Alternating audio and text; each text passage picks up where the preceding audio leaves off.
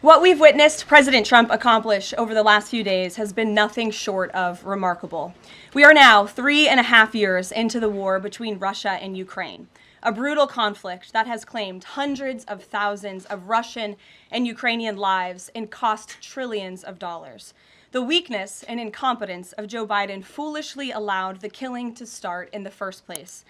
Until President Trump returned to office in January, the bloody and broken Biden status quo was to endlessly force American taxpayers to fund Ukraine no matter the cost, no matter how long it takes, and no matter how many lives were lost. There is no denying that Biden's America Last foreign policy moved the world further away from peace. President Trump rejected that failed approach and instead, over the last 7 months, has relentlessly pursued peace throughout his second term. And thanks to President Trump's efforts, we finally have movement after years of deadly gridlock. On Friday, as you all know, many of you were there, President Trump hosted Russian President Vladimir Putin in Anchorage, Alaska, for a bilateral meeting. President Putin publicly confirmed what President Trump has said all along. The war between Russia and Ukraine never would have started in the first place if President Trump were in office. Just look at what took place during the last 4 administrations. Under George W. Bush, Russia invaded Georgia. Under Barack Obama, Russia took Crimea. Under Joe Biden, Russia invaded Ukraine. But under President Trump, Russia did not invade nor take anything. But overall, the bilateral talks in Alaska were very productive, and multiple key points were agreed to between the two leaders that truly opened up the door for Phase 2 discussions, which took place yesterday here at the White House. Within 48 hours of that meeting in Anchorage, I may add. As you all know, there were many European leaders here, as well as Ukrainian President Zelensky. They all traveled here to meet with President Trump. Following the encouraging conversations yesterday, President Trump spoke with President Putin by phone, and he agreed to begin the next phase of the peace process, a meeting between President Putin and President Zelensky, which would be followed, if necessary, by a trilateral meeting between President Putin, President Zelensky, and President Trump. As the president said, Vice President Vance, Secretary Rubio, and Special Envoy Witkoff will continue to coordinate with Russia and Ukraine to make this happen as soon as possible. It's very important to remember that before President Trump's landslide victory last November, there was no end in sight to this bloodshed. Now, there may finally be light at the end of the tunnel and an opportunity for lasting peace. That's because President Trump is the peace president, and American leadership is back on the world stage. It should not be lost on anyone in this room that world leaders are coming right here to Washington, D.C. for help. Initially, the media ridiculously claimed that President Trump was somehow beholden to Russia for even agreeing to have a face-to-face discussion with President Putin inside of the United States. The media said President Trump was making a grave mistake by, quote, legitimizing Putin. They were aghast that President Trump would treat another world leader like a world leader. The media relentlessly attacked President Trump and claimed he suffered a, quote, major defeat for not immediately emerging with a final agreement, even though he said heading into that meeting, this was a meeting to listen and to understand how to move the ball forward. All weekend following those historic U.S.-Russia bilateral talks, we listened to clueless pundits on television trying but failing to claim that the president had failed. The so-called experts in the foreign policy establishment, whose record is nothing but endless wars, trillions of wasted taxpayer dollars, and dead Americans, have the nerve to try and lecture President Trump, who has solved 7 global conflicts in 7 months, about peace. This is the same president, by the way, who brokered the Abraham Accords in his first term, on top of more than half a dozen other peace deals this year alone, as I just said. We also saw yesterday the president of Ukraine and all of the other major leaders of Europe fly across the Atlantic Ocean to meet President Trump at the White House because of the progress that was made, and that, if you ask the media, failed meeting, but it was not. It was highly productive and it was successful. President Trump's efforts to make D.C. safe again are working. There have been a total of 465 arrests since the start of this operation on Thursday, August 7th.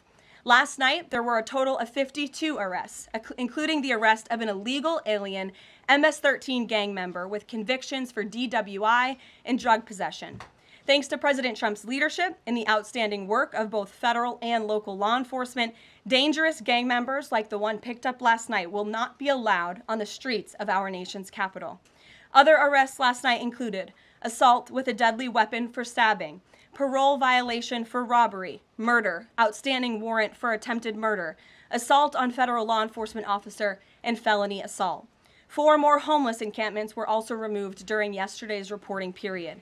To date, a total of 48 homeless encampments have been cleared in Washington, D.C. by multi-agency teams. MPD patrol units are actively working with city officials to locate and clear additional encampments and remove homeless residents off of Washington's streets. And despite fake narratives from the media, again, a significant number of the arrests have been in high crime areas of D.C. In fact, nearly half of all of the non-illegal alien-related arrests have occurred in wards 7 and 8, the 2 wards that have the highest number of violent crime, as well as homicides and assaults with dangerous weapons last year. So while Democrats continue to coddle violent criminals, President Trump and this administration are focused on putting them behind bars and unapologetically standing up for the safety of law-abiding American citizens. And the White House will continue to provide all of you with the results of this operation in the days ahead. So with that, I will take your questions today. Here in our new media seat today, we have Jack Posobiec, who joined us in Anchorage, Alaska last week. Jack, thanks for being here. Why don't you kick us off? Russians responded at all. I know we spoke with President Putin last night. What has been their response? Because we've heard some reports from the Kremlin and others saying they're unequivocally against NATO troops on the ground. Well, look, the president continues to have these conversations with both leaders. Those conversations took place in Anchorage, Alaska, again yesterday with the Europeans and President Zelensky, and he has directed his team to come up with a framework for these security guarantees that can be acceptable to help ensure a lasting peace and end this war. And then just last question real quick on this. Regarding some of the funding, we're hearing questions about another round of weapons sales or possibly a round of U.S. purchases of Ukrainian drones. Will that money be funded by the U.S. taxpayers? Are we finally going to see an end to the U.S. taxpayer-funded, seemingly endless mandate for these foreign wars? Well, the president is very sensitive to the needs of the American taxpayer, and immediately upon entering office back in January, he made it very clear that we're not going to continue writing blank checks to fund a war very far away, which is why he came up with the very creative solution to have NATO purchase American weaponry, because it is the best in the world, and then to backfill the needs of the Ukrainian army and the Ukrainian people and their military. So that's the solution the president has came up with. We'll continue to see that forward. As for any additional sales, I'll have to defer you to the Department of Defense. What has President Trump learned that tells him that Vladimir Putin would be willing to make a deal for him, for President Trump? Well, the president has learned a lot, which is part of the reason he opened up this dialogue.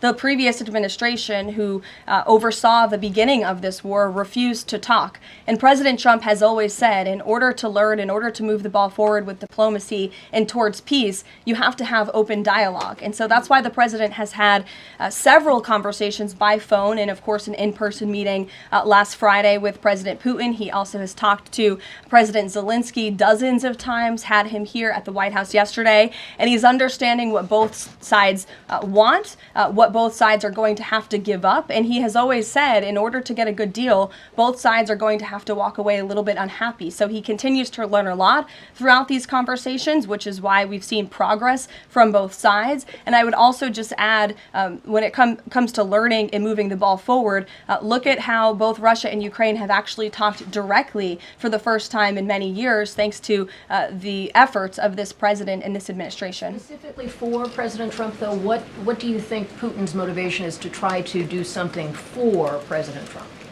as opposed to just resolving the conflict? I think, as I just spoke to in my opening remarks, Kelly, Russia and all countries around this world actually respect the United States again. And the president is using the might of American strength to demand that respect from our allies, our friends, our adversaries all around the world. And we've seen that not just lead to progress with Russia and Ukraine, but also we've seen it in the closing of 7 global conflicts around the world as well. We've seen it with the release of hostages in Gaza. You've seen it with the end of the conflict between India and Pakistan, which could have resulted in a nuclear war if we had not had a president who believed in the strength and the leverage that comes with the job of being the President of the United States of America. Rachel. Thanks, Caroline. heading into Alaska, a lot of the focus in the talk was on this trilateral meeting between these three leaders. Can you explain how this went from a trilateral meeting involving President Trump to now the focus being on this bilateral meeting without the president first? Well, look, the president has spoken to both leaders about this, and both leaders have expressed a willingness to sit down with each other. And so our national security team will help both countries do that. Ultimately, the president has always said that there are areas of disagreement in this war that will have to be discussed and decided upon by these two countries. And so he wants these two countries to engage in direct diplomacy. He's said that from the very beginning, which is why he's agreeable to the idea of having President Zelensky and President Putin get together. And I understand accommodations for that meeting are underway. As soon as we hear more details, we'll be sure to let all of you know. And just a quick follow-up. We know as of right now there is no ceasefire in place. We've seen Russia continue its attacks on Ukraine. What indications is the president getting from Putin that he wants to have this meeting with Zelensky soon? Because he spoke to him directly yesterday. And he expressed... Kristen. First question is, whose idea was it to change the next steps from a trilateral to a bilateral meeting? It was an idea that evolved in the course of the president's conversations with both President Putin, President Zelensky, and the European leaders yesterday. And as you saw, Kristen, with all of those European leaders leaving the White House, including the NATO Secretary General, they all agreed that this is a great first step. And it's a good thing that these two leaders are going to be sitting down together, and the president expects that to happen. And how long is Trump willing to wait and operate in good faith for Putin to actually arrange a meeting before he intervenes? Look, the president has put tremendous public pressure to bring this war to a close. He's taken actions, as you've seen, sanctions on India and other actions as well. He's made himself very clear that he wants to see this war end, and he has scoffed at the ideas of others that have been raised that we should wait another month before any meeting takes place. The president wants to move, and he wants to bring this war to an end as quickly as possible. Just a clarification on Sean. something you said earlier about Putin agreeing to the meeting. The Kremlin seemed to indicate that Putin did not firmly agree to a bilateral. Did he agree to have a sit down with just Zelensky on the phone? I can assure you that the United States government and the Trump administration is working with both Russia and Ukraine to make that bilateral happen as we speak. Sean. Hey, if the point is to get everybody on the same page, why wouldn't Trump just take the call from Putin while the other leaders were in the room? He said it would be disrespectful to do that. But why is it disrespectful?